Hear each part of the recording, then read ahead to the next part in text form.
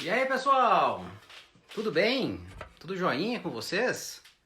Resolvi tocar uma outra música que não seja barra hoje. Não sei porquê. Estou estudando vibrato bastante esses dias, estou estudando um monte de coisa. E muito obrigado aí pela audiência de vocês numa sexta à noite, aí no Brasil, né? Aqui ainda tá bem claro. E hoje vamos falar sobre esse tema tão fundamental, né? Para a técnica violinística, para o desenvolvimento violinístico, não só violinístico, né? Todos os instrumentos, na verdade, acabam de alguma forma ou outra fazendo escalas.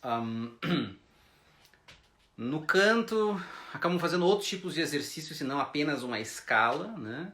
Vocalizes e o aquecimento deles. No piano se faz, mas eu acho que eles não fazem tanto quanto um instrumentista de corda faz e outros instrumentistas também. Então é muito importante e eu queria abordar isso com uma coisa em mente. Vocês têm que ter uma coisa em mente. Vocês não vão sair daqui sabendo tudo sobre escala. E eu não vou falar a verdade absoluta sobre escalas, porque é um assunto muito abrangente. Um, e, e eu sempre tive uma ideia assim, tipo, nossa, tem tanta coisa para fazer. Eu estudei o método do Carl Flash, o sistema, né, de escalas dele, que a gente vai falar depois, o Galamian, outros sistemas, e eu ficava assim, caramba, quando é que eu vou saber todos de uma vez e saber tocar escala de uma vez? Caramba! Não é verdade? A gente não fica assim. Que parece que a gente toca escala e parece que nunca realmente é assim, 100%. É porque não, é um assunto infinito, eterno. Então, eterno, enquanto a gente vive, enquanto a gente toca um instrumento, ele continua, porque tem sempre alguma coisa a ser explorada, tá? Em escalas. Escalas, por que escalas? Por que as pessoas tocam escalas? Vou começar a pensar assim, tá? Primeiro questionamento, vou começar do início. Por que escalas? Bom, dentro da música tonal e da música centro-europeia, digamos assim, tonal e também, na verdade, o que veio depois no século XX moderno, contemporâneo, né, a tonal, ainda se usa um sistema de 12 semitons dentro de uma oitava e ainda se constrói, pelo menos no sistema tonal, escalas. Então a gente tem um repertório extenso em que a gente vai usar escalas. Então ficou como uma tradição de se estudar escalas. Tá? E aí já fica assim, só porque tem que tocar? É possível não estudar escalas todos os dias? De vez em quando me perguntam isso.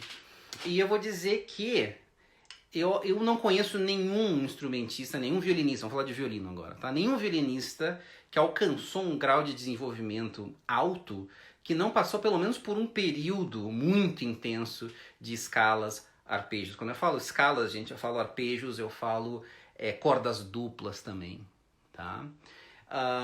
Não tem ninguém que não passou por um período assim. Né? Não, mas Chrysler não estudava todo dia? Sim, mas muito provavelmente ele passou por algum período em que ele estudou muito. E ele, para quem conhece as transcrições dele, principalmente as transcrições de Paganini que ele fazia, ele usava muita escala. E escala difícil, oitava dedilhada, décimas, ou seja, ele sabia. E assim, mesmo que na live de ontem, não, na verdade não foi na live de ontem, foi uma desses videozinhos que o Hadelish, né, posta aqui no Instagram, e ele fala assim, eu passei um bom tempo estudando muito, e agora hoje em dia eu estudo 1 hora, 2, dependendo do que eu preciso tocar, e aquilo assim meio que clicou na minha cabeça, quer dizer, não é todo mundo que vai ficar estudando escala pro resto da vida todo dia. Mas e Heifetz? Heifetz pertencia a um grupo de atletas do violino que mantinham sempre um regime, tá, de escalas. Aí vocês vão dizer assim, mas o que a gente deve fazer? Como estudante, estude escala todos os dias. Tá?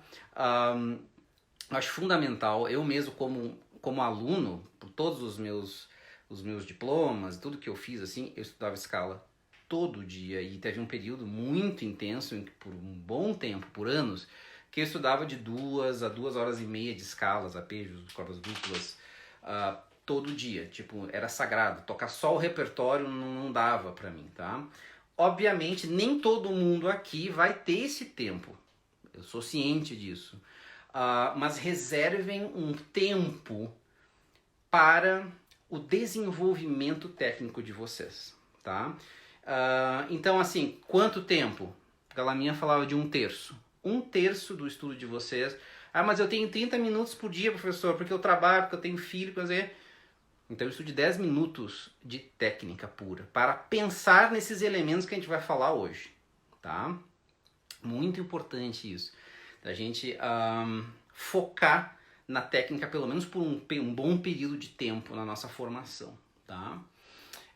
Então, escala. Escala é o fundamento, são os tijolos da música. Sim, são os tijolos, porém... existe um material que constrói o tijolo. E eu vou falar sobre o material que constrói o tijolo hoje, além do tijolo, tá?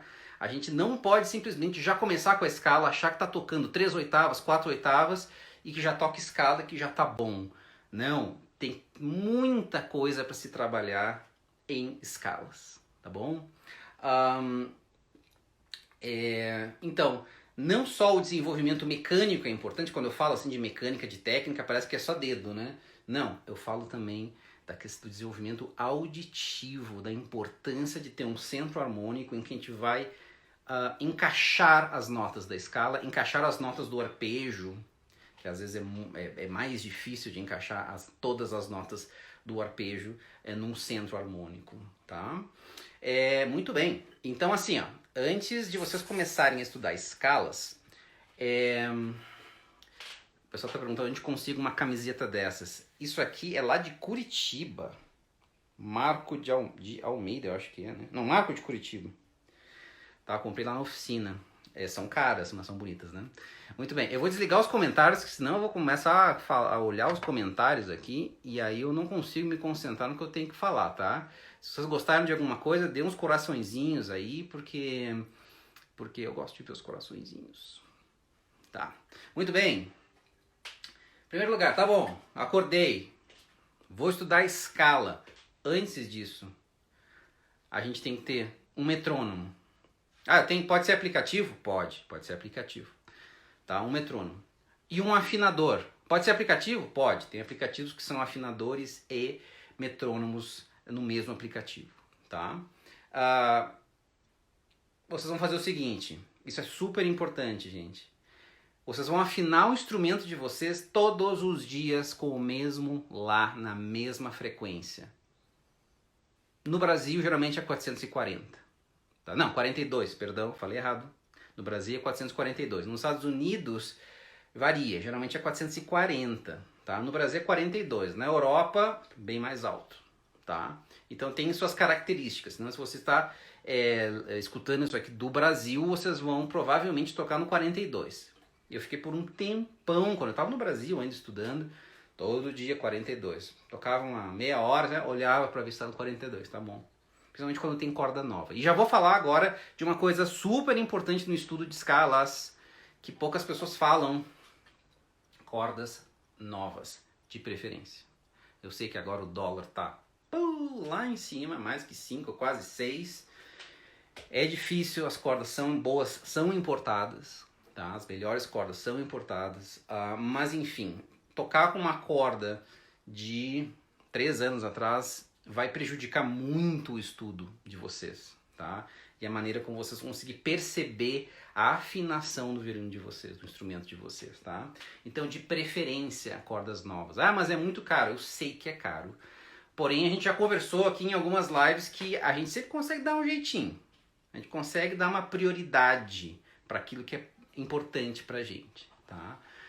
Então, não vou entrar nesse mérito. Ajuste do violino. Se puder ajustar o violino, é muito importante. O que é o ajuste? Tem gente que eu vejo em festival que tá com uma altura de cordas que é o Everest, assim. E aí, como é que vai estudar o...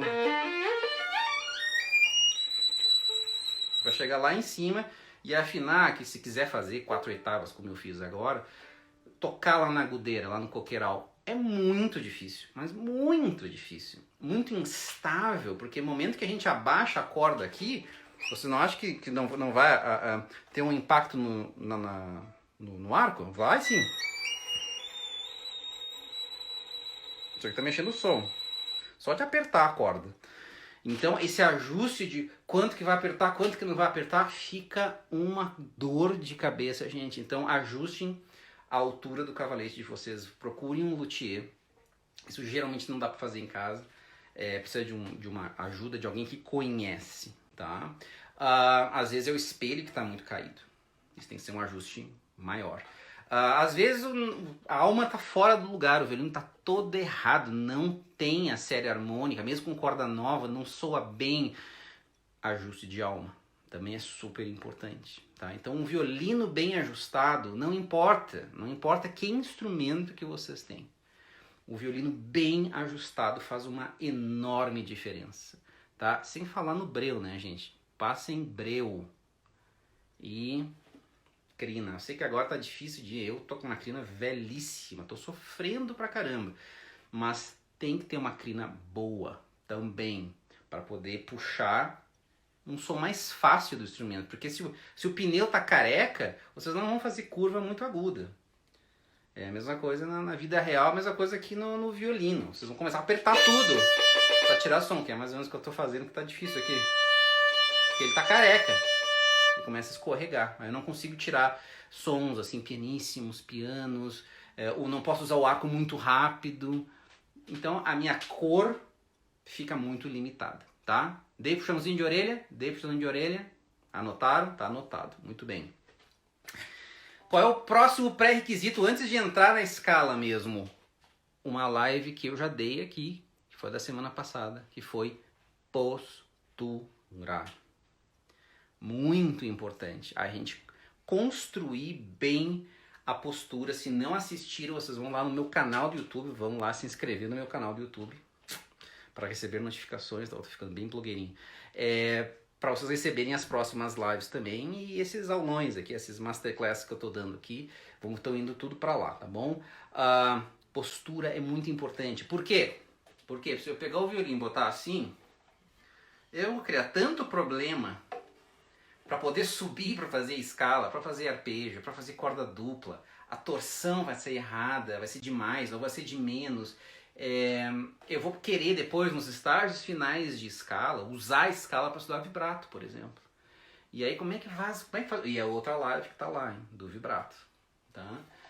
Como é que eu faço vibrato se está tudo trancado? E vibrato, quem já assistiu a live do vibrato sabe que tem a ver com postura. Uma má postura aqui da mão, principalmente, trava todo o vibrato. É batata, como se fala lá no sul. Tá bom? Então, olhem no meu canal do YouTube a live da postura da semana passada. Muito bem, estou aqui falando. Não falei de escala ainda, mas isso aqui é tudo importante para falar de escala. Antes de falar de escala, lembra que escala é o tijolo da música. Escala é o tijolo da música. Agora, nós precisamos saber os componentes, os elementos que constroem o tijolo. E eu vou falar sobre isso agora, porque eu acho isso muito importante. Antes de começar a construir mesmo o tijolo, para depois construir a casa, que seria a música. Tá? Primeira coisa, eu uso um conceito de mão esquerda que eu estou constantemente buscando. 3 coisas da minha mão esquerda. Tá? E para quem já assistiu a minhas aulas sabe disso que eu falo isso constantemente. Tem 3 coisas que são importantíssimas para a mão esquerda. Vocês vão anotar isso, tá? Vocês vão botar assim, ó, como eu coloco ali, ó. Eu coloco todas as minhas notas ali, tá? Isso aqui vocês estão por trás dos estúdios. Au! Meu relógio sempre cai quando eu faço isso. Puta. Perdão.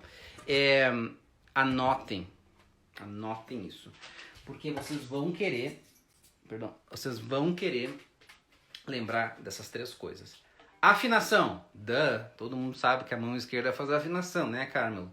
Sim, mas nem todo mundo presta atenção igualmente em postura, da mão, a forma como a mão está em cada nota, em cada dedo, tá? Afinação, postura e flexibilidade. E são na mesma proporção. Por que eu falo isso? Porque a pessoa vem assim tocando. Ó, professor, tô tocando aqui, tá afinado, ó. Ah, legal. Consegue tocar mais rápido? Não. Por quê? Porque não tá flexível. Porque a mão tá dura. Ela tá presa. Ela não consegue desenvolver velocidade. Então, pode até ter uma boa forma, uma boa postura de mão e uma boa afinação. Porém, não vai ter velocidade, não vai ter flexibilidade e vai travar. Mesma coisa se eu tiver... Bom, não vou nem falar de afinação, né? Tô flexível, tô com boa postura, mas tá... Aí já não valeu, né? Não vou nem falar desse exemplo. Mas é o que o pessoal mais nota é a afinação, né? Geralmente a gente pensa assim, vou afinar... Eu estudei tanto tempo, só afinação em escala, gente. Horas, horas, horas, horas, horas, horas. Só afinação, só afinação, só afinação. E eu não digo que a afinação não seja importante, mas eu teria utilizado muito mais o meu tempo, que eu usei muito do meu tempo, porque eu estudava muito por dia quando eu era jovem. Ainda consigo estudar muito. Estou descobrindo isso agora na quarentena. Mas eu não prestava atenção na flexibilidade e na postura da mão. Tá? Então, e aí a pessoa tá assim, tem boa flexibilidade, a pessoa tem uma boa flexibilidade, toca afinado, mas toca assim, ó.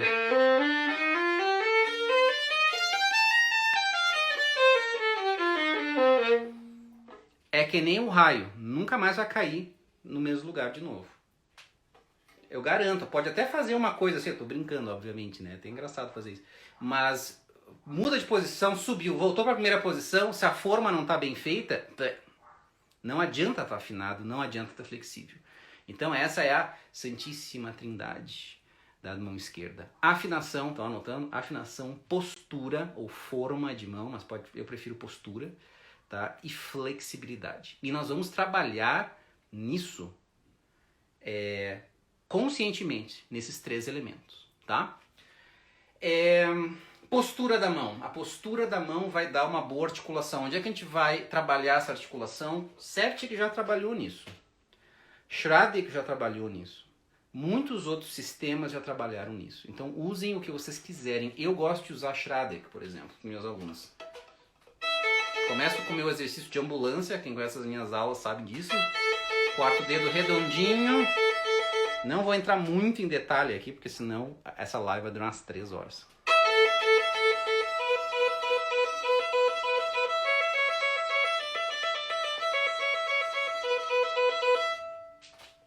Estou trabalhando o quê? A queda dos dedos. Vou fazer na corda só para vocês verem melhor.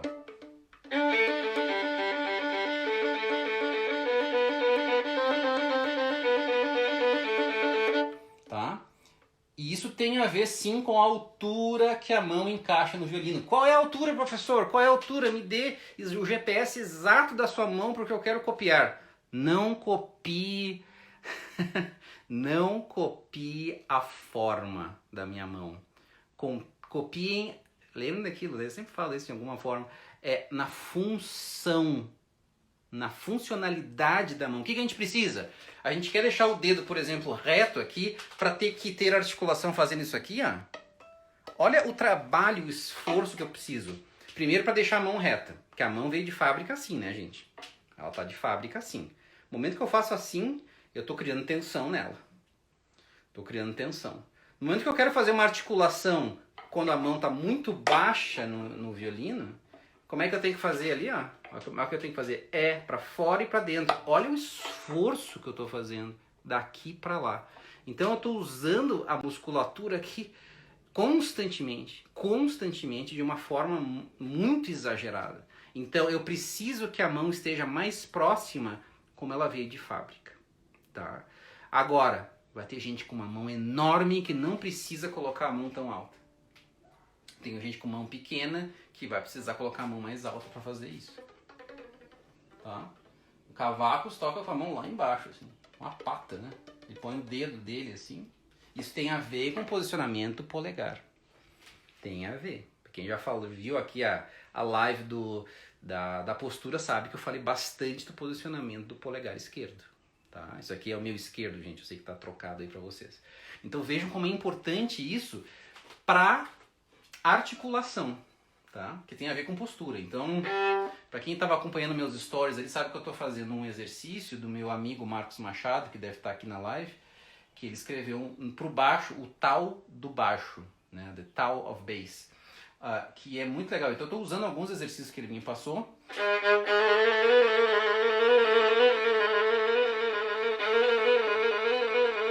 Esse é um padrão.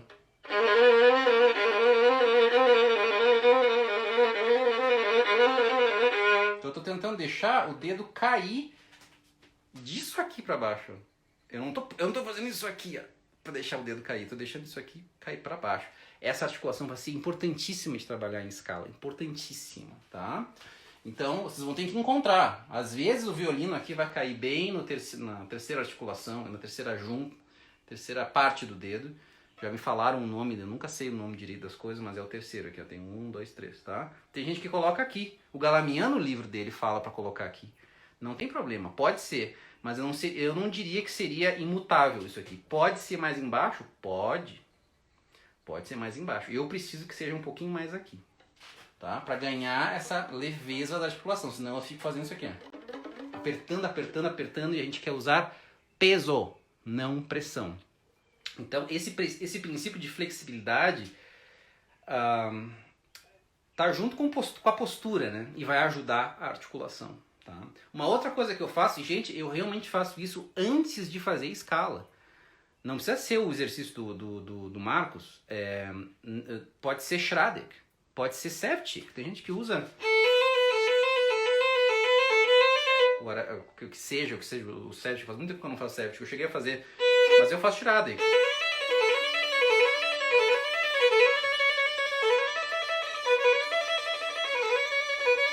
Tá? Tem uma sequência lá de 24, né? E aí eu faço nas diferentes formas. A primeira forma é essa aqui, que é a mais simples. Para mim, a segunda forma é essa aqui.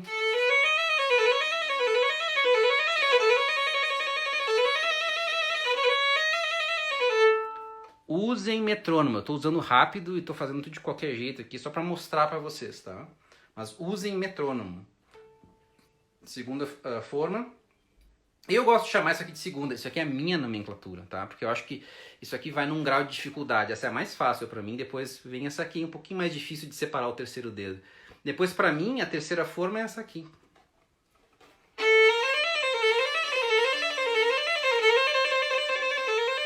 Pra mim é muito mais difícil a quarta forma, que é essa aqui. A separação do segundo dedo pra trás eu acho complicadíssima com o primeiro alto, tá?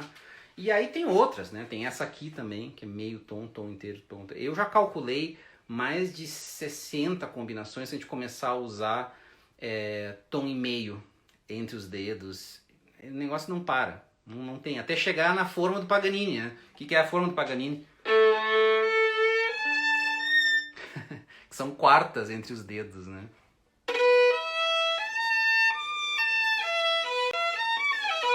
Não tem como, mas dizem que ele fazia isso ao mesmo tempo, simultaneamente.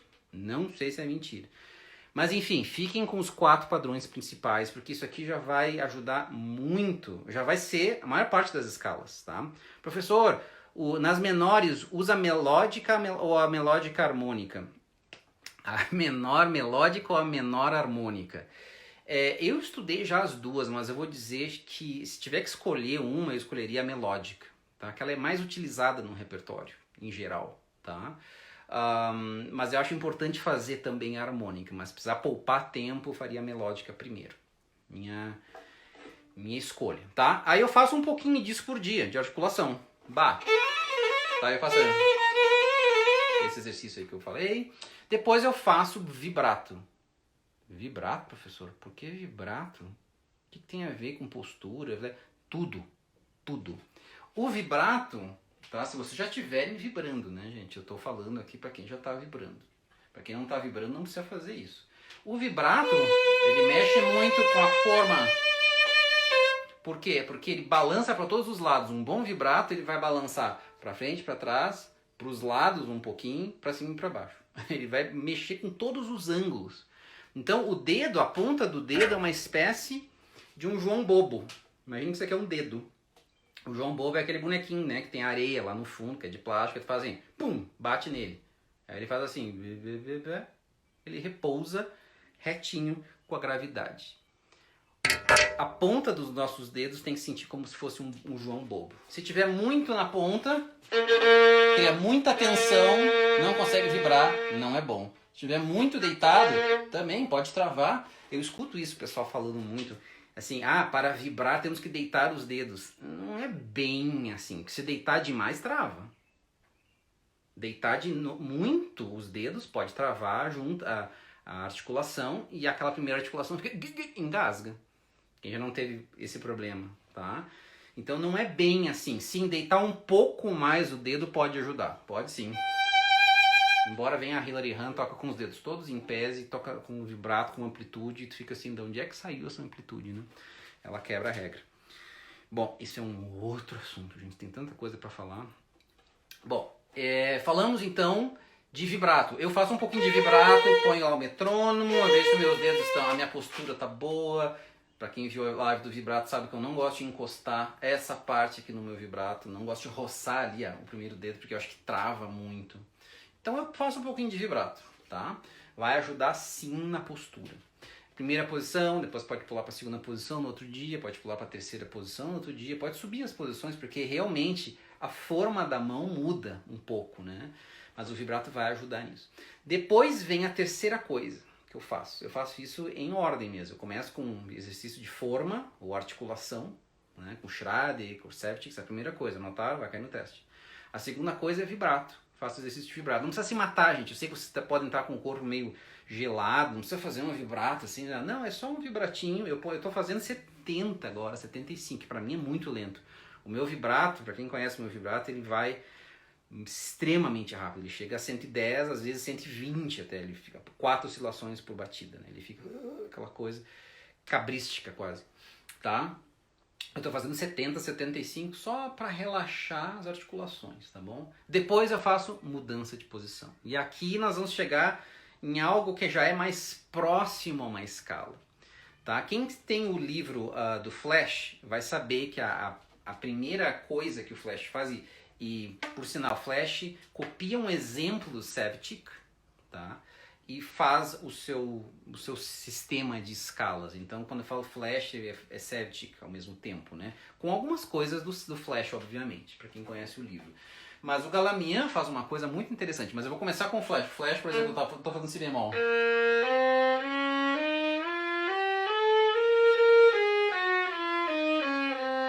Tá? Mudança de posição, uma corda só. Escala, mudanças são pequenas.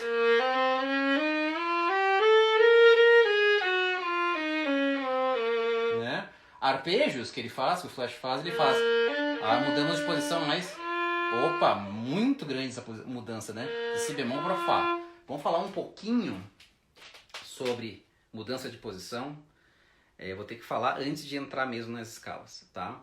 Eu acho fundamental, gente, a gente entender que existem 2 sustentadores do violino quando a gente está tocando. Porém, um é mais importante que o outro, tá? Existe o sistema cabeça, que encaixa, quem viu a live da postura sabe disso, encaixa no violino e na queixeira. Ele não aperta, ele encaixa com o peso da cabeça, tá? Porque a cabeça, ele vai estabilizar apenas o violino. Ele não vai segurar para a gente poder mudar de posição. Isso é uma das maiores falácias e maiores falsas sensações de segurança que a gente tem. De pensar que a gente coloca uma espaleira desse tamanho, uma queixeira desse tamanho, põe aqui. Agora não vou errar nada porque está bem estável. Não. Porque o mais importante, na verdade, é segurar, apoiar o violino na mão esquerda. Esse é o mais importante, tá? Então, quando vocês forem fazer mudança de posição, qualquer exercício, pode ser Septic Opus 8.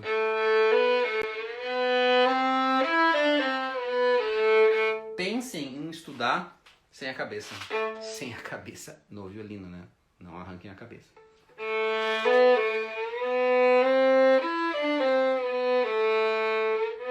E aos pouquinhos, apoiar a cabeça no violino, tá? Então vocês vejam, vocês podem estudar certinho nesse momento, antes de fazer a escala. Ou podem pegar já o flash, a primeira escala em 1/8, né? E trabalhar isso tirando a cabeça do instrumento.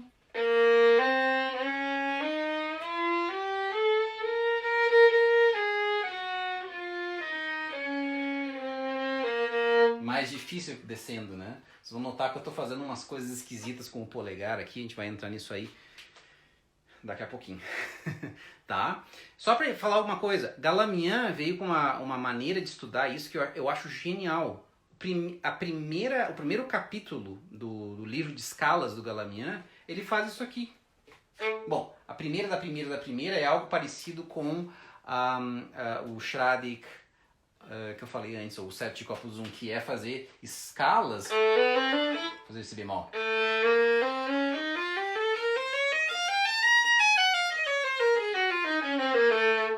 Na primeira posição, depois segunda posição.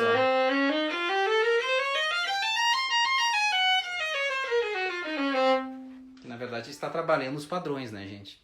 Se a gente for perceber em cada corda, ele está usando padrões. Mas o segundo exercício do Galamian é mudança de posição apenas em uma corda. Né?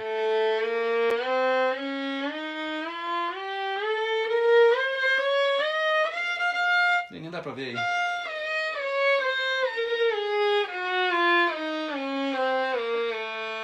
Segundo dedo.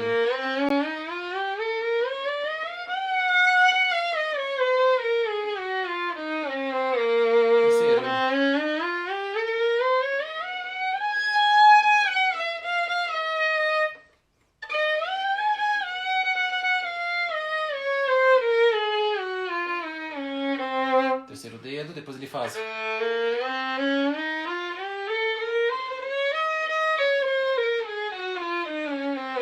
1, 2, 1, 2, 1, 2, 2, 3, 2, 3, 2, 3, 3, 3, 3, 4, 3, 4, 3, 4. Depois ele faz 1, 2, 3, 1, 2, 3, o que eu acho muito bom.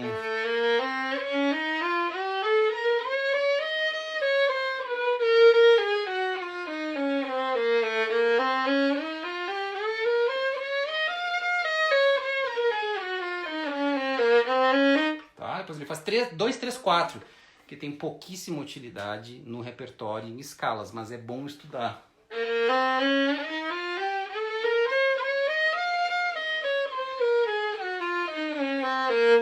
Tá? Depois ele faz 1, 2, 3, 4. Né? Calma aí que eu tô num ângulo péssimo aqui.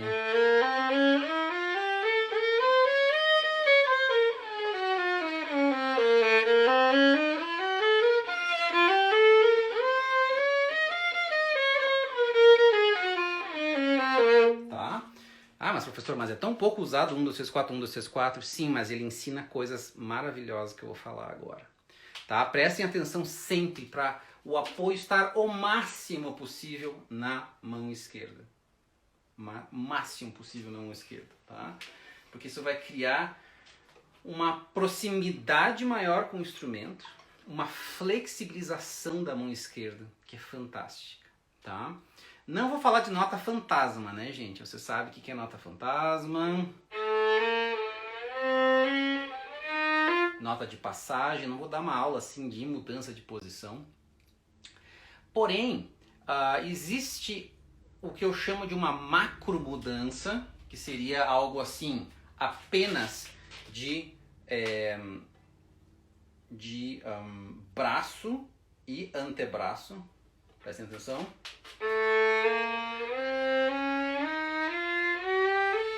Vou mostrar daqui.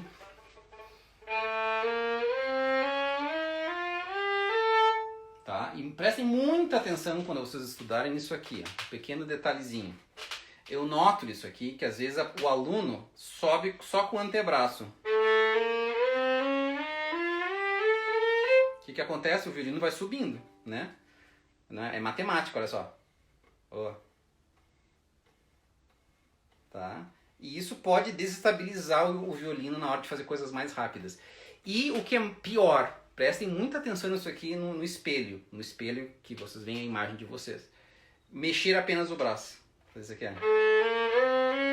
Isso aqui é a fórmula do soco. De fazer um problema no pescoço de vocês em algum momento. Porque vai ser assim... Tá? Tô brincando, né, gente? Mas cuidado com isso aqui, ó. E esse fechamento aqui é terrível pra técnica. Quando a gente fecha isso aqui e ainda mais faz essa torção pra dentro, bye bye pro braço esquerdo. Perde mobilidade, perde flexibilidade, perde leveza, fica tudo trancado. Vibrato nem se fala, né? Acabou o vibrato. Quando isso aqui entrou pra cá, encostou no corpo e aí depois fez isso aqui, pum, morte. Tá? Então muito cuidado com isso aqui. Vocês têm que fazer esse movimento aqui, ó, harmonicamente. Porque olhem até a linha. Ficou engraçado. Olhem a linha da minha estante ali, ó.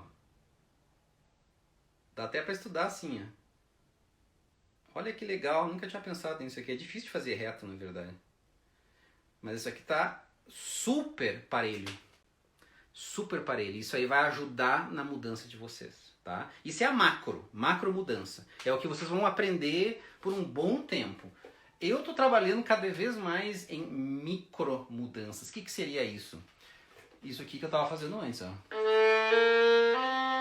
O polegar vai um pouquinho mais para frente. Antes de subir, o primeiro dedo já não está na primeira nota, que seria essa aqui. Aproximou mais do terceiro. O terceiro dedo próximo do primeiro. E o polegar já foi lá para trás.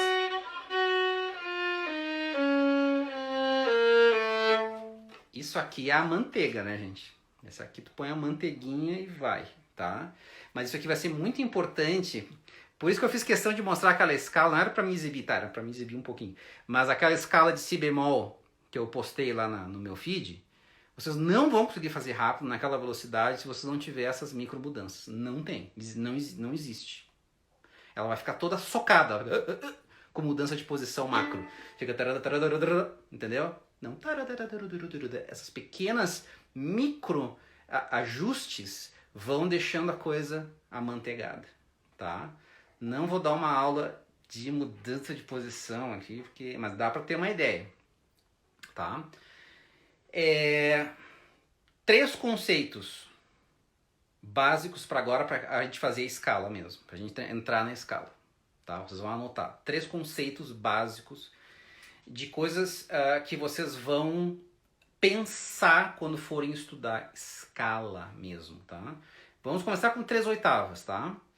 A pessoa geralmente faz lá a primeira posição, 2/8, quando está no início, tudo bem, tranquilo, faz duas, faça...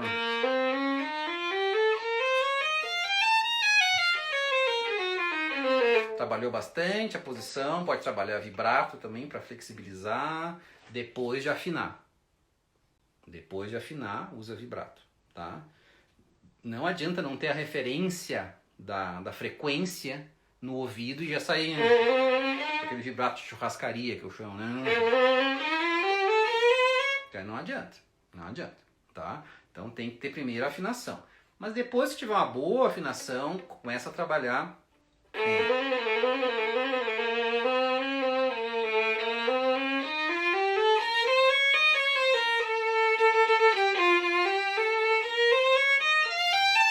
2/8, tranquilo. 3/8, vou começar com o pessoal que está fazendo 3/8, que é o que o Flash apresenta no seu livro, e é o que o Galamian também apresenta no seu livro. Tá? Quem ouviu falar, que quando eu vi aquela live com o Alejandro Drago, a gente falou de um outro livro da Elisabetta Gilels, tá? Que é, digamos assim, uma compilação de escalas russas usadas no conservatório de Moscou. Tá? Mas é uma compilação. Ela usa... Ela dá a opção da 3/8, mas ela também dá das 4/8 já. Todas as notas de Sol a Dó são 4/8, tudo. Escala e arpejo. Tá? Para quem é mais avançado, use 4/8. Tá? Muito importante para esse desenvolvimento aqui na agudeira, para deixar a mão leve. Ah, professor, mas eu não uso isso aí no meu repertório. Não é que vai usar muito, vai usar muito pouco. Mas é uma técnica que vai flexibilizar de novo e vai dar essas pequenas micro mudanças e flexibilidade na mão. Tá? Então eu acho muito importante fazer 4/8. Mas a gente vai falar de 3/8 agora. Tá? 3/8. 3 conceitos para as escalas de 3 oitavas. E para os arpejos também. Quando eu falo escala, eu falo arpejo também. Existe tempo musical. O que é? É colocar o metrônomo. Eu ainda tenho desses daqui, gente. Pegar o metrônomo. Fazer uma aqui. E estudar assim. Prestando atenção na flexibilidade, na afinação. Tá? Em tudo, mudança de posição, tudo que pode, tá? Tem outro aspecto de escala que eu não falei, e mais de arpejo de escala, que é a antecipação do primeiro dedo. E do quarto dedo na escala descendente. Para mudança de corda, isso é importante também, tá? Então, é o tempo musical, que é o tempo que vai acontecer aí no metrônomo. Mas o tempo técnico é diferente. Então, a diferença entre tempo musical e tempo técnico. O que é o tempo técnico?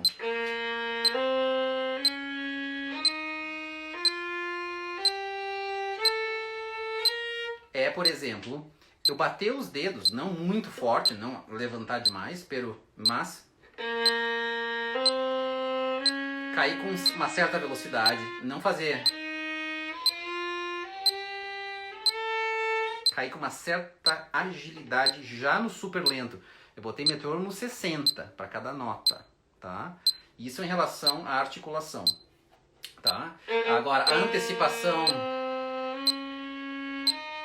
Coloquei meu primeiro dedo antes do arco chegar na corda Ré. Si, Dó, Ré, cai o primeiro dedo. Cai o primeiro dedo na corda Lá. Antes do arco chegar lá, tá? Então, eu tenho um tempo técnico aqui que acontece antes do metrônomo e o tempo musical é o que acontece no tempo, na música, tá bom? Esse conceito é muito importante, tá? Um segundo conceito... desligar isso. Eu não gosto de metrônomo. Mas não falo pra ninguém. Segunda coisa, microprecisão. O que eu quero dizer com isso? Eu quero dizer o seguinte, volta o metrônomo.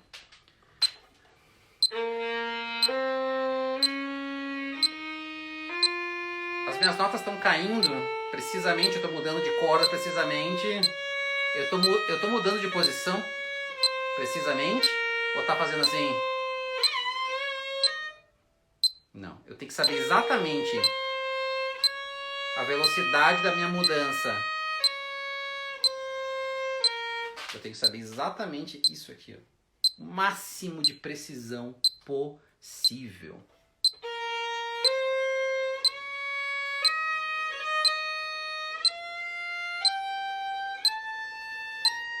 Digamos que eu estou estudando uma escala em uma corda só, tá? Leveza, velocidade, microprecisão, ou seja, vai lá e pá, tá? E o terceiro conceito que vai juntar os outros dois é a repetição instantânea. O que eu quero dizer com isso? Muito comum, e eu já postei coisa eu fazendo isso aqui no Instagram, mas acontece, de fazer isso aqui. E passar. Eu arrumei com o ouvido, tá tudo bem. Volta e faz isso aqui. Estude, repita instantaneamente a conexão.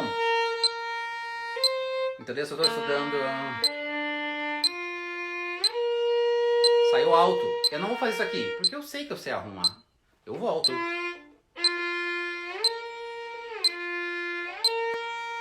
Estudar só aquela conexão. E leve e rápido. Leve e rápido, tá? Para ter essa microprecisão, super importante. Com esses 3 conceitos, agora, já há 45 minutos da live, eu vou falar de escala e arpejo. Porque agora a gente vai aplicar isso tudo na escala e no arpejo. E se a gente souber como aplicar esses elementos do tijolo, o tijolo fica fácil. O tijolo fica algo até gostoso de trabalhar. Tá? Não é aquela coisa, escala, arpejo de novo, o que eu tenho que fazer? Quantas vezes vocês já não ficaram assim, pra que eu tô fazendo escala e arpejo de novo? Por quê? Pra quê? Então, vocês têm que mudar essa mentalidade. A mentalidade é como é que eu posso fazer essa escala, esse arpejo, essa corda dupla, que eu não vou falar de cordas duplas hoje, porque não dá tempo. Como é que eu vou fazer com mais precisão, com essa micro precisão, leve, rápida, precisa, no tempo. Não assim quando eu quero, mas no tempo, em escalas e arpejos. Tá? Antes de entrar em sistema, a gente vai falar de dedilhados. Eu tenho certeza que tem gente aí levantando mão. E o dedilhado, professor? Usem um dedilhado. Tá? A diferença básica para mim é que o flash ele usa mais posições ímpares como base da mão. Tá? Então para ele tanto faz, se ele for fazer... Mudar aqui da primeira para a terceira. Ímpar, primeira, terceira, ímpar. Essa mudança num tom inteiro não tem problema nenhum. Inclusive, meu professor russo falava isso, que em orquestra a gente deve tocar mais em posições ímpares para mudar de posição, porque são posições mais seguras no âmbito orquestral. O Galamian, ele pensava diferente, ele gostava de mudar de posição em tons, em semitons.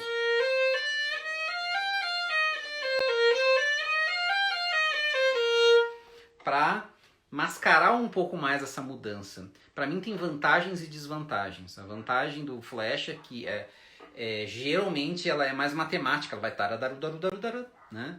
E o Galamian é mais assimétrica, 1, 2, 3, 1, 2, 3, 1, 2, 3, 4, né? Mas eu fiz os dois, gente, tá? Mas assim, se vocês estão fazendo pela primeira vez na vida, estão trabalhando em escala seriamente pela primeira vez na vida, usem um sistema, não tem problema nenhum, tá? Acho que no Brasil é mais comum o flash. Eu fiz o flash várias vezes, assim, e aí depois de um tempo eu enchi o saco, não sabia mais o que fazer, peguei o Galamian e comecei a fazer Galamian, tá? Isso enquanto eu estava estudando, quando jovem, né? Muito bem. Dá para fazer... o Galamian introduz um negócio que é muito... Eu não sei se ele que introduz, acho que já era uma tradição da época. E eu tenho certeza que dá para fazer nas escalas do flash, que é o sistema de aceleração. Eu acho muito legal pegar o metrônomo, 60 de novo aí, e fazer 4 notas por arco, 4 notas ligadas.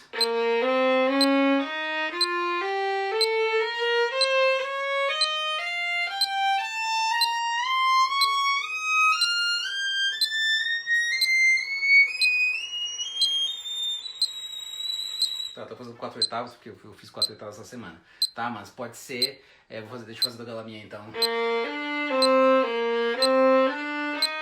O Galamian faz uma voltinha no início, que é para ficar multiplicável por 4 e por 3, pra gente poder sair de 4, ou de 2, né, para 3.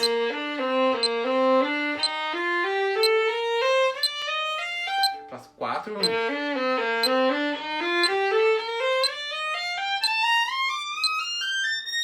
Para 6. Para 8, que é o último degrau.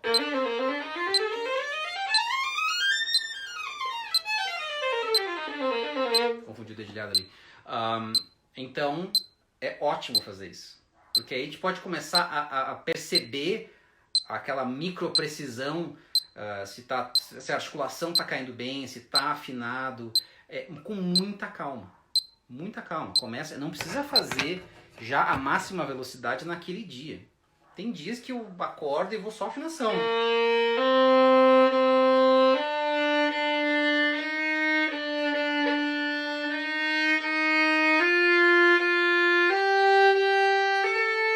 Saiu alto? Volta. Eu prefiro não corrigir a nota assim. Eu prefiro sofre. Doeu. Volta. Para praticar a precisão. Mais importante do que a correção na nota é voltar e praticar a queda perfeita. E tem dias que eu só faço isso. Quando eu estou no início, assim, quando eu voltei, umas 3, 4 semanas atrás, depois de um período sem estudar, era só o que eu conseguia fazer, que era afinar. Não vou entrar em afinação, apesar de estar falando de escala, eu vou falar de sistema de afinação provavelmente semana que vem, porque aí vai encaixar com o que eu tô falando aqui, tá? Gostaram? Gostaram? Fizeram corações? Corações, corações.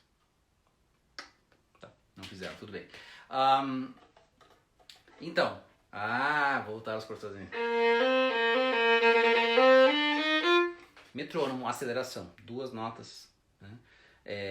Seriam 4 notas por arco, depois 6 notas por arco, 8 notas por arco, 12 notas por arco, 16 notas por arco. Falei certo? 12. Acho que sim. Acho que é.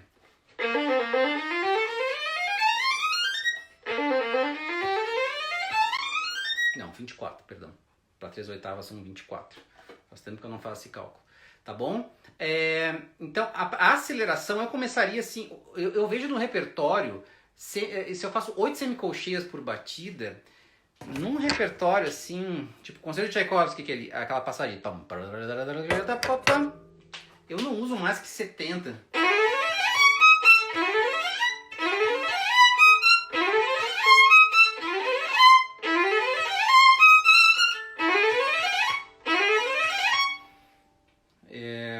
Mas aí são 12 notas por 70.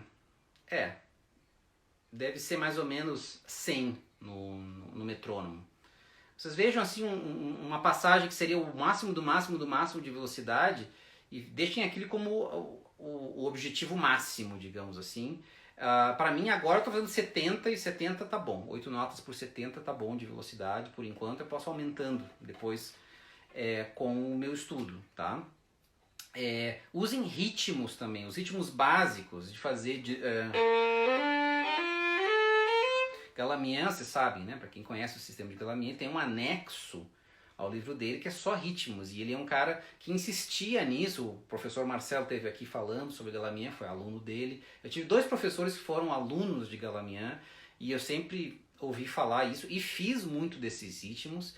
Eu diria que tem coisas ótimas de combinações de ritmos e arcadas que são maravilhosas para a correlação que o Galamien falava da mão esquerda, do cérebro com a mão esquerda e a mão direita. Eu acho que a gente deve fazer alguma coisa disso todo dia, não necessariamente como escala, para tocar escala bonitinha. Pode ser assim, tipo 5 minutos todo dia, fazer alguma coisa de ritmos diferentes na escala, só para treinar o cérebro a fazer isso aí. Eu gosto de pensar que a minha peça musical, o meu tijolo, é tocar todas as notas para baixo, num arco, todas as notas num arco para cima, e depois inverter.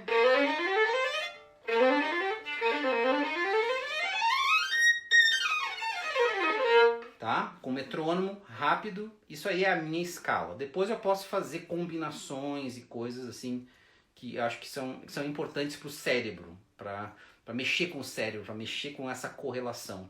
Mas eu faria a escala pura, com aquela aceleração, como sendo assim a meta principal do estudo, tá?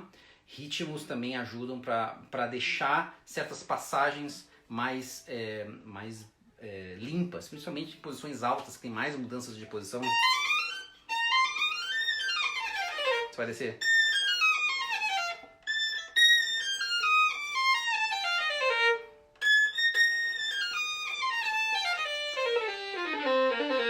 Metrônomo, tá? Essas notas lentas e rápidas, elas ajudam a dar diferentes impulsos aqui no cérebro e vai limpando tudo. Então, ritmos são super importantes, tá? Eu faria um ritmo de 2 notas, uma longa, uma curta. Eu vou botar nos meus stories. Tá no meu escritório, não tá aqui. Eu vou ver se tá no meu telefone, que eu fiz uma compilação dos ritmos básicos que eu uso, tá? Até para limpar passagens do repertório eu uso até hoje, que veio do Galamien, tá bom? Arpejos, seria prestar atenção em algumas outras coisinhas, que é o primeiro dedo, que é o guia, ou o dedo guia em geral, que é o primeiro dedo. Isso aqui, ó.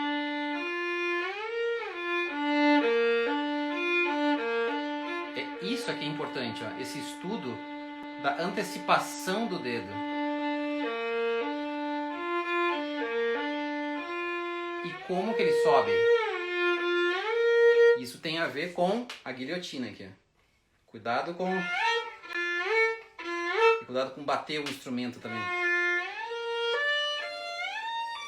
Tem que ser como aqueles puladores olímpicos, assim, saltadores olímpicos, né?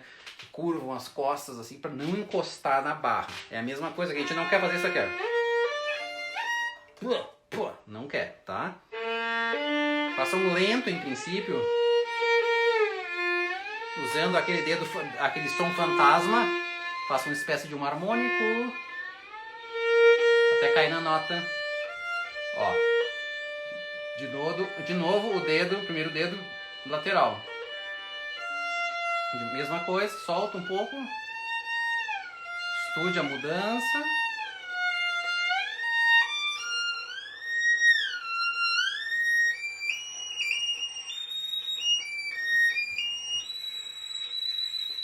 Tá? Eu faria, tô fazendo 4 oitavas, tá? Desculpa, mas três oitavas seria.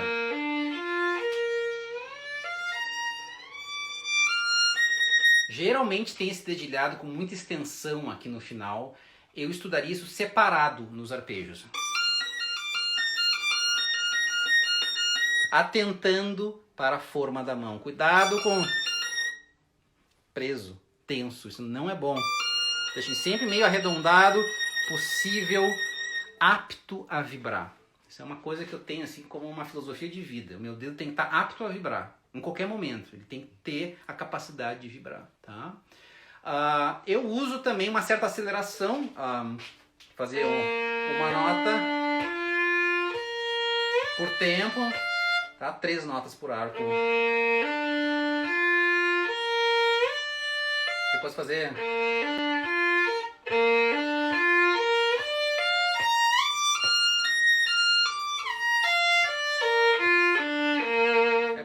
Depois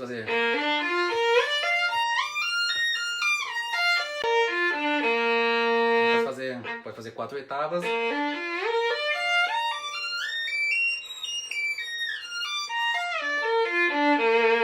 pouco mais complicado 4 oitavas, né? Gente, eu acho que é isso que eu tenho para oferecer. Dá para falar bem mais sobre isso aqui. Inclusive, eu tenho meu sistema de começar sempre para baixo, depois começar para cima, para ter uma variedade, tanto na escala quanto no arpejo, começar arpejo também para cima.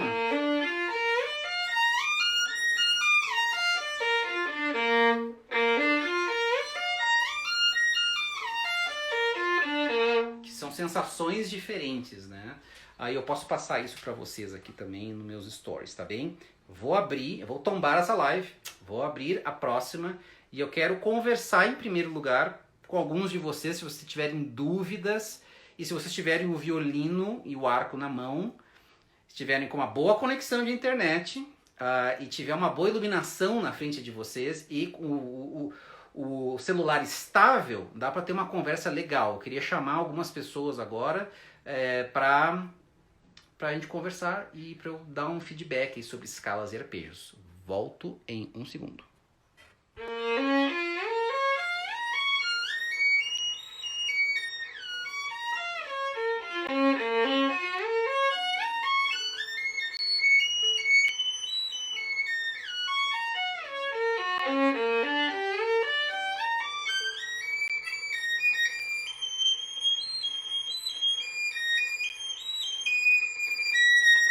Para o pessoal mais avançado, que está vendo que eu estou fazendo 4 oitavas, eu estudaria essa última oitava aqui, ó. É bem chatinha.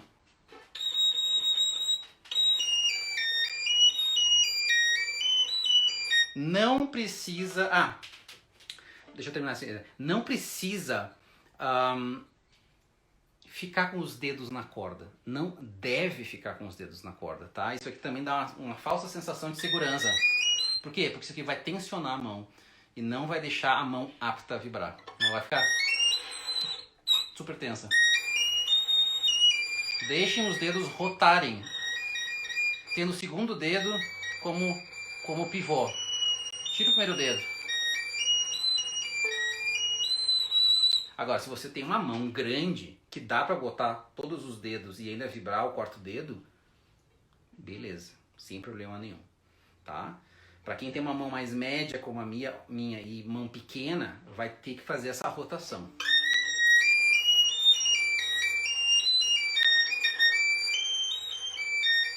Especialmente aqui. Quando o 13 é alto, ó, para pegar o quarto dedo redondinho para afinar, só fazendo esse pivô. E uma outra pergunta é...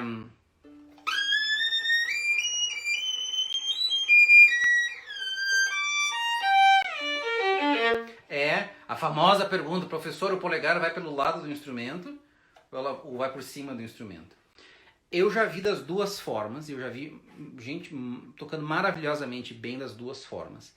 Em geral, quando a pessoa faz indo por aqui, vai ter mais dificuldade de vibrato, tá? Mas se é alguma passagem que não exige muito vibrato, beleza, pode fazer aqui. Eu acho que, em geral, essa posição deixa a mão mais tensa. Muito mais tensa do que isso aqui. Porque, ó, olha a minha mão. Ela tá esticada aqui e ela provavelmente vai esticar no quarto dedo para pegar a nota lá em cima. No momento que a minha mão subiu pelo lado aqui, ó, todos os meus dedos estão curvos. Tá? E aí fica mais fácil de vibrar. Ah, mas tem menos apoio. Tem menos apoio. Realmente tem menos apoio. E aí vai precisar daquela estabilidade com a cabeça.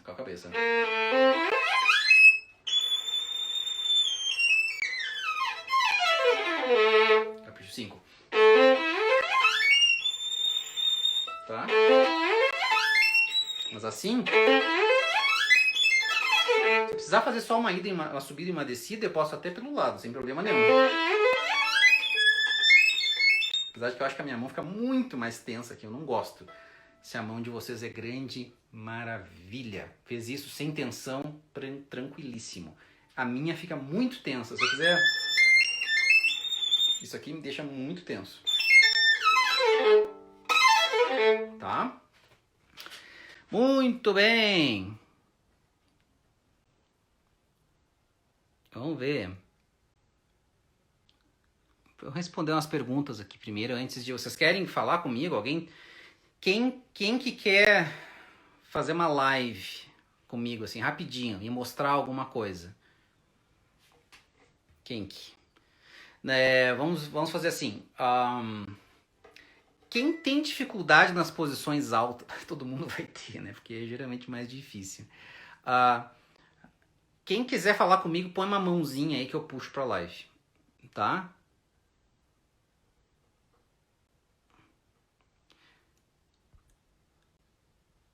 O vibrato é sempre uma referência para saber a posição da mão. Eu não sei se isso foi uma pergunta, mas para mim, um vibrato solto que esteja acontecendo livremente me dá a posição da mão, me dá o GPS perfeito da mão.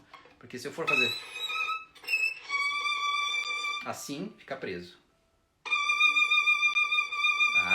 Agora tá solto. Ó. Fácil de articular. A mão tá equilibrada. Tá? Muito bem. Quem é que falou? Eu. Vini Almeida. Vamos puxar o Vini. Cadê Vini? Vinícius, né?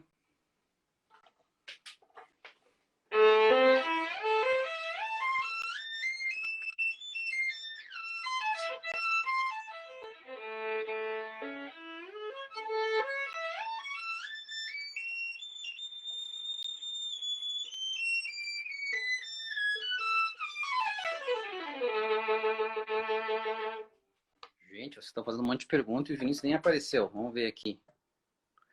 Você trabalha uma tonalidade por dia ou semana. Eu gosto de trabalhar por semana. Porque quem conhece é agressivo. Ou seja, devagar e sempre. Então, se essa semana eu estou fazendo lento para afinar, como eu falei, eu fiz mesmo na minha primeira semana, eu não fiz velocidade. Eu afinei uma tonalidade. Mas na outra semana não é a mesma tonalidade.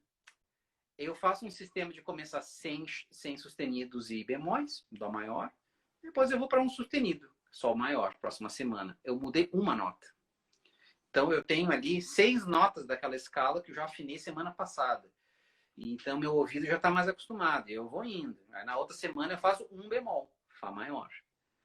Aí na outra semana eu faço 2 sustenidos, que é o Ré maior. Depois faço Si 2, que é Si bemol, que é a semana que eu tô agora, Si bemol. Si bemol maior e menor.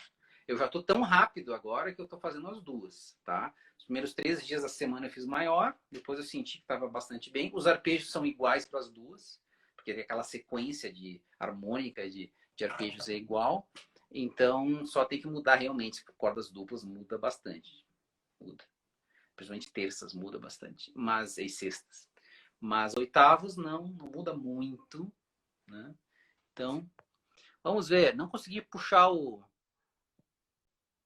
Emerson. O que o Emerson... O Emerson quer conversar comigo? Quem mais quer vir aqui? Paulinha. Vamos ver aqui. Eu não sei. O joinha é para vir, tá? Se deu joinha, é que eu vou chamar. Posso? Posso chamar Paulinha DM? Tem Domingos Violin. O Vinícius eu não consegui trazer. Tem a Flavina, também, que deu 2 joinhas.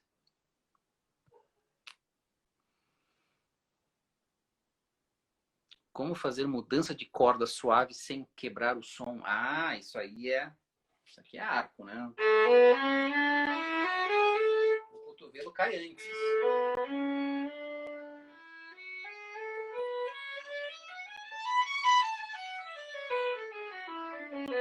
Ou sobe antes.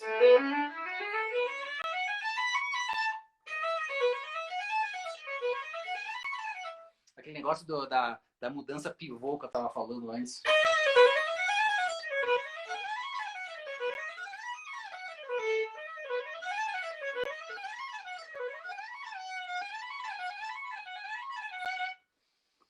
É legal de brincar com isso, na verdade, que dá uma flexibilidade super boa. Gente, eu não sei se vocês querem vir para cá tocar alguma coisa. Exatamente, João. Eu faço exatamente isso. O senhor estuda lento para não haver erros, de forma que a mente sempre esteja na frente do movimento. Perfeito. Essa é a descrição do meu estudo, que é o que eu chamo de microprecisão, ou antecipação, né?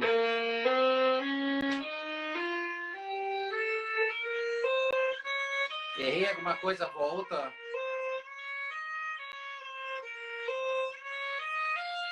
Tá, quem quer vir para a live, então vai fazer assim, vai escrever quero. Escreve aí, quero. Aí eu puxo para a live, senão eu não vou saber.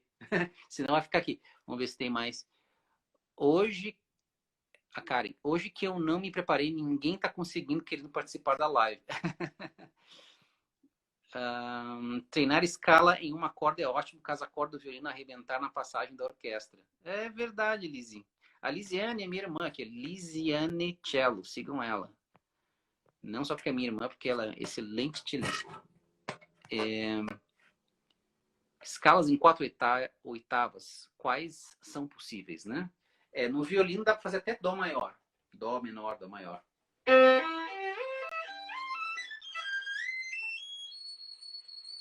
Sai um pouquinho do espelho, né?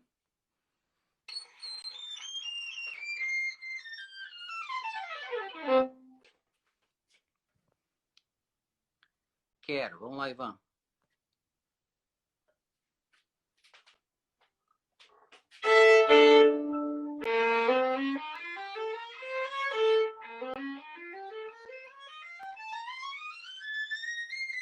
Oi, Ivan.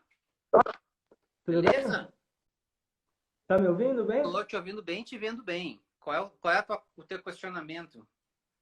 Fala Então, que eu minha te questão é escuto. uma comum, eu vi outras pessoas perguntando aí também.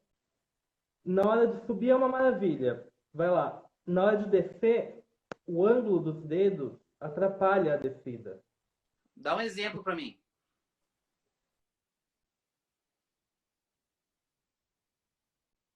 Ih, travou.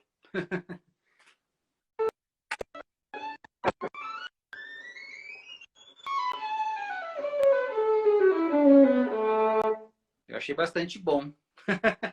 A descida ela é mais difícil. E aí tu vai ter que prestar muita atenção. Se fizesse lá maior, Uma lá. lá.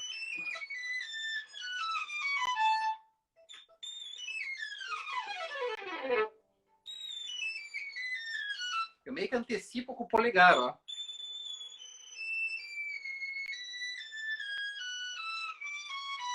Isso me ajuda, um tipo de micro mudança que eu faço, assim, o polegar meio que vai para frente. O polegar move antes da mão. Quer saber como é que faz? Tira a cabeça do violino que tu vai saber exatamente como é que é.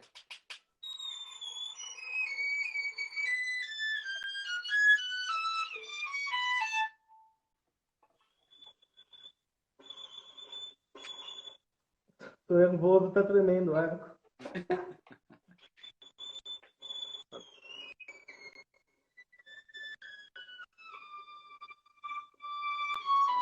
É exatamente isso.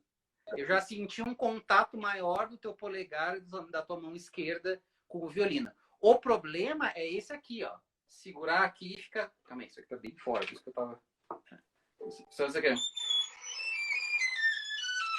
Segurar tudo aqui. Isso aqui pode deixar a mão meio sem norte. Por incrível que pareça, né? A mão tem menos contato com o violino e ela se sente... Bom, não tem sentido. Ela fica mais no ar. Ela tem menos sensação tátil.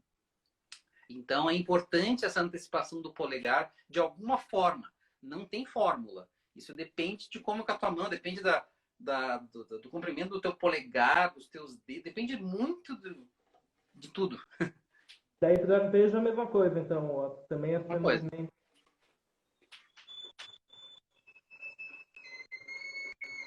Isso. Usa o pivô, Ivan.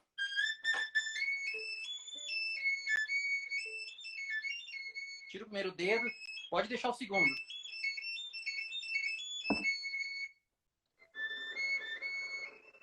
Mas deixa o segundo preso, Segundo preso, tá. Consegue ou fica muito tenso?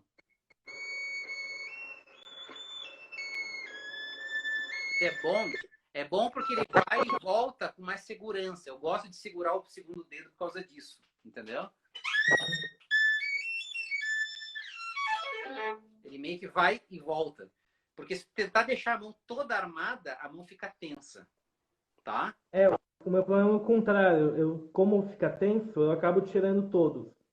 Daí na hora de voltar, só tô com o quarto dedo e não consigo afinar a volta. Daí, o teu último recurso é segurar com a cabeça forte. E aí, acabou. Aí tu fica com isso aqui fora e isso aqui tenso. E aí a mão já não sabe onde é que volta depois. Tá? Tá bom. Falou, Ivan. Pô, Um abração aí pra ti. Boa abraço. quarentena.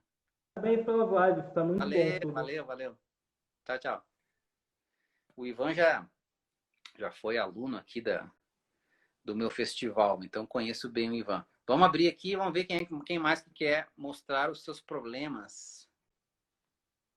O Ivan Gical Solari. Quero o Ru. Vamos lá.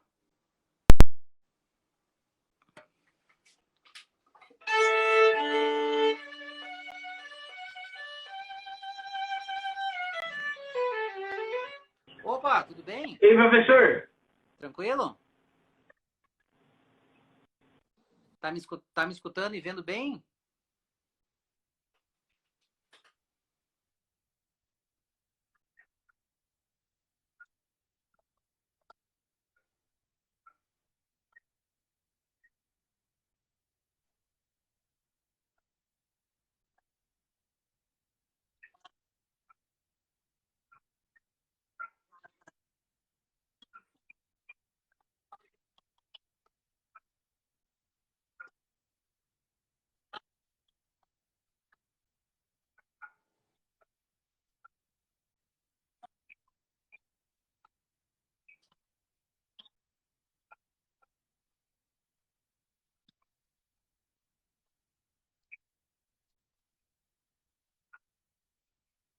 Isso é uma mudança muito delicada que eu não sei se eu vou conseguir te passar assim aqui na live. Mas tenta estudar de novo, apenas apoiando a mão esquerda, tá? Sem a cabeça segurando, tá? E aí tu vai fazer alguns exercícios de Schrader, tipo, eu gosto de fazer na corda sol, porque a corda sol é a pior, ou a corda dó na viola. Vou fazer isso aqui, ó. Se eu começar a notar que o quarto dedo tá muito, meu quarto dedo tá muito reto, não gostei. Não gostei. Aí eu começo a mexer o meu polegar aqui, ó.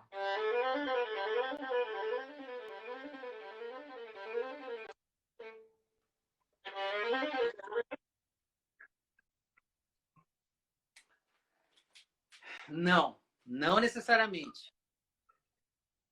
Não necessariamente. Porém, tem vantagens de deixar o polegar mais alto. Por exemplo, na hora de vibrar, ó.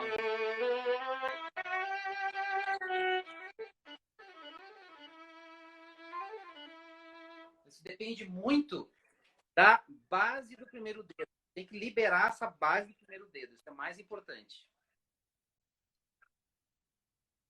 Exatamente. É tudo para evitar ao máximo dois tipos de tensão que são as tensões da mão esquerda. Que é isso aqui, que é o clipping, né? Que se chama assim, isso aqui. De segurar. E também a tensão de espalhar os dedos. Porque essa aqui é uma tensão normal. Ela tem que acontecer. Tá? Se tu não conseguir espalhar os dedos, tu não consegue alguns intervalos, principalmente na viola, na primeira posição, tá? Então, tu vai ter que encontrar uma posição, às vezes alto demais, tranca também, ó. Super trancado. Tipo, alto demais. Aí eu desço bem baixo. É que não tá mal. Porém, tá tenso para armar aqui, ó. Então, tu tem que ir experimentando para ajustar na tua mão, tá? Então, eu não acho que tem que ser assim ou tem que ser assado. Ele tem que deixar a mão relaxada. E tu vai ver violistas tocando assim ou tocando assado. Tu vai ver tudo, né?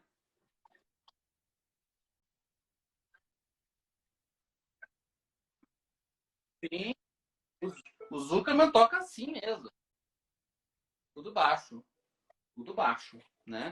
A Sophie Mutter também, né, no violino. Deixa tudo baixo.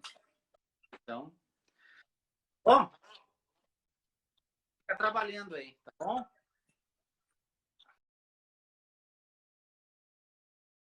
Vamos lá, vamos pegar mais, vamos trazer mais um para a live.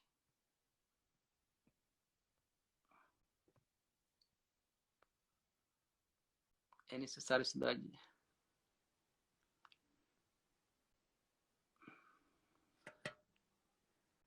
Professor, como estudar a partir da oitava posição quando não se escuta as frequências agudas para afinação?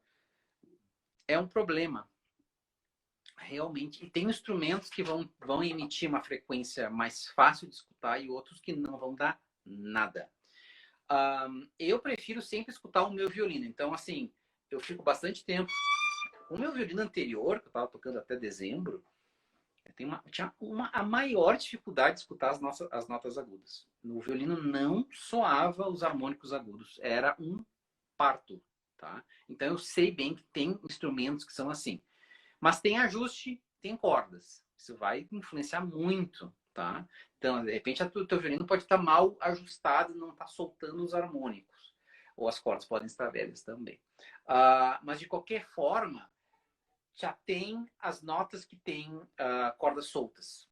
O máximo possível. Ré, sol.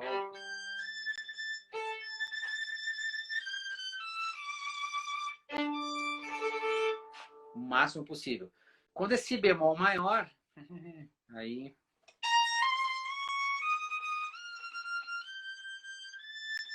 achei lá. Eu toco sempre com o arco muito leve, criando muita vibração na corda. Isso me ajuda a escutar melhor, tá bom? É necessário estudar na forma de macromudança e micromudanças ou apenas uma? Boa pergunta. Eu acho que eu estudo micro, porque a macro eu já sei mais ou menos fazer, né? Óbvio, se eu tiver que fazer um negócio tipo no repertório, isso é importante, né? Mas para escala, bom, em arpejo tu não vai conseguir fazer muito micro, não. Muito difícil fazer isso aqui.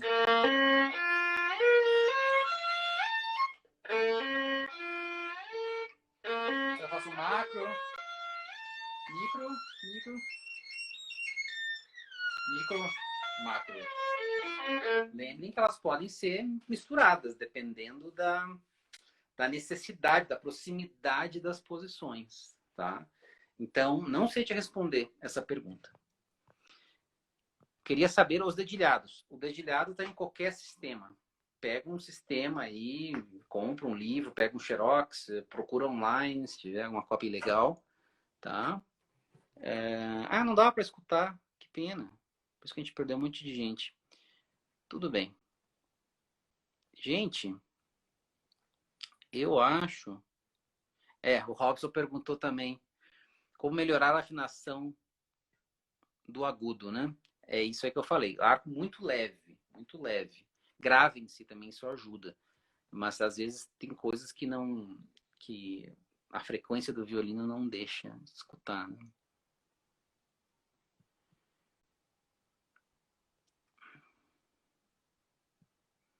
Isso, João. Percebi que quando prestamos bastante atenção nas mudanças de corda, tornando o mais arredondado possível, o nível da escala muda completamente. Opa, a gente nem entrou nessa questão da qualidade do som na escala. Eu acho que o som tem que ser assim um mezzo forte e não muito focado e não muito airado. O som mais mediano possível da tabela, tá? Mas, obviamente, a gente vai usar escalas para trabalhar sonoridades e pontos de contato. E eu tenho um exercício bem bacana para esse tipo de efeito, né? É um exercício de tonalização, de sonoridade.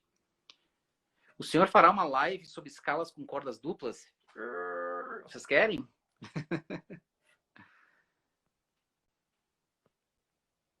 Não vou falar de spiccato, não. Agora não. No exemplo com o Ivan, vi que seu polegar subiu e tocou no espelho. Uma vez fiz isso na orquestra e um colega disse que não podia. Mas só consegui alcançar a nota trazendo o polegar. Não tem problema nenhum. É isso que eu tô falando. Eu falei antes. De repente a Paulinha não tava aí. Tem gente que fala que tem que ser só por aqui, né? Eu acho que tem desvantagens maiores fazer assim. Não que seja impossível, mas eu tenho que ter desvantagens. A mão fica mais travada, tem uma torção muito maior, a mão fica difícil e vibrato quase inexistente, né? Porque imagina, o vibrato, gente, ele acontece para cá, para o ombro, né? Esse é o movimento principal do vibrato. Se a gente começa a torcer demais, ele começa a fazer isso aqui, tá? E com o atrito do violino, ele faz isso aqui, que é normal acontecer isso aqui. Mas quando a mão está muito pro lado, ele não tem para onde ir, ele não consegue quebrar a articulação, né? Assim. Porque a articulação ela faz assim, ó. Então, quanto mais nesse sentido, melhor. E não assim. Então, eu acho que tem mais desvantagem subir por aqui do que subir por aqui. Vejam a Hilary Hahn. Se alguém vier falando assim, não pode subir, mostrem um videozinho, peguem um celular, assim, YouTube Hilary Hahn. Mostra. Se a Hilary Hahn pode, todo mundo pode. Gente. Dário, muito bem. Micro seria a antecipação. Macro, o bloco. Braço mais mão, perfeito. Gente, acho que é isso aí por hoje. Muito legal a participação. Live de sonorização em escalas, que legal. Poderia fazer isso também. Seria bacana, né? Falar sobre essa sonorização em escalas. É que a afinação tem que vir antes. A afinação é tão fundamental. Muito obrigado pela audiência de vocês. Hoje a gente chegou aí, um número absurdo, sei lá, 250 pessoas estavam aí. E por todas as semanas que vocês têm estado aqui, realmente agradeço a audiência de vocês. Espero que estejam sendo úteis as lives. Elas estão indo para o YouTube e as dessa semana não foram ainda, mas elas vão nesse final de semana, tá bom? Semana que vem vai ser uma outra semana muito legal. Eu estou ainda pensando sobre o aulão, sobre a Masterclass. Eu acho que eu vou fazer ainda sobre afinação. Se der, eu posso fazer a afinação e essa sonorização aí, que é um exercício que eu acho que eu preciso de uma meia hora para explicar bem, tá? Tô pensando ainda. Não escrevam isso aí, não tá selado ainda, tá bom? Muito obrigado e tenha um excelente final de semana, tá bom? E a gente se vê segunda-feira já com um super convidado que eu vou anunciar, provavelmente domingo. Amanhã, sábado ou domingo, ainda não sei ainda, tá bom? Falou, pessoal. Tchau, tchau. Valeu.